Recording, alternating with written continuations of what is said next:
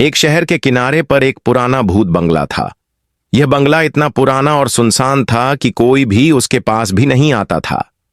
घर के अंदर घंटियों की आवाज, पुरानी खिड़कियों का धीरे धीरे खुलना और रात को कहीं से आवाजें सुनाई देना आम बात थी।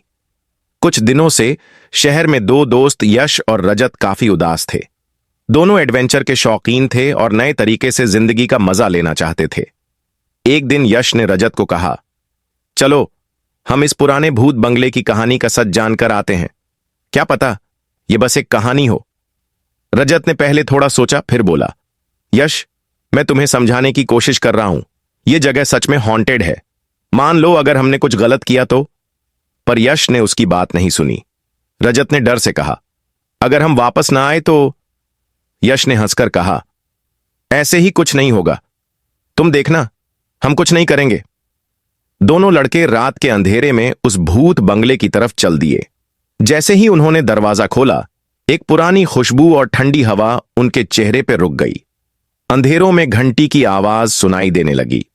रजत का चेहरा पीला पड़ गया, लेकिन यश ने उसका हाथ थामा और कहा, तुम चिंता मत करो, कुछ नहीं होगा।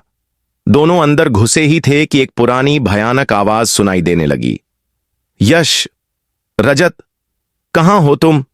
यह आवाज रात के अंधेरे में और भी भयानक लग रही थी। रजत का दिल धड़कने लगा और उसने यश से कहा, यह कुछ और है यश, हमने गलत जगह पर कदम रखा है। यश ने उसका मजाक उड़ाया, लेकिन थोड़ी देर में उन्होंने एक भारी साया देखा जो उनकी तरफ बढ़ रहा था। यश ने मुड़कर देखा, लेकिन जब तक वह कुछ समझ पाता, साया उनके पास आ चुका था। रजत ने काफी घबराहट से कहा, यश, हम भाग चलें, हमने कुछ नहीं किया था, लेकिन यह सब सच है। दोनों भागकर घर के बाहर निकले, लेकिन उनका पीछा वह साया कर रहा था। जैसे ही दोनों दरवाजा खोलकर भाग रहे थे, उन्होंने देखा कि भूत बंगले के अंदर से वह पुरानी आत्मा उनके पीछे आ गई थी। ये कहां जा रहे हो? तुम दोनों मुझे नहीं छोड़ोगे? एक भयानक आवाज रात के अंधेरे में गूंज उठती है। भागते हुए दोनों दोस्तों ने सोचा, आज के बाद कभी भी किसी पुरानी और हॉन्टेड जगह की तरफ नहीं देखेंगे।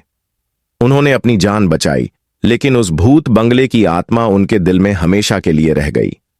जब दोनों शहर वापस आए, उन्होंने सबको यह कहानी सुनाई, लेकिन कोई भी उनकी बात पर विश्वास नहीं करता था। बस उन्हें अपने दिल में यह बात समझ आ गई कि ऐसी जगह पर जाना कभी नहीं चाहिए जहां पुरानी आत्माएं बसती हों।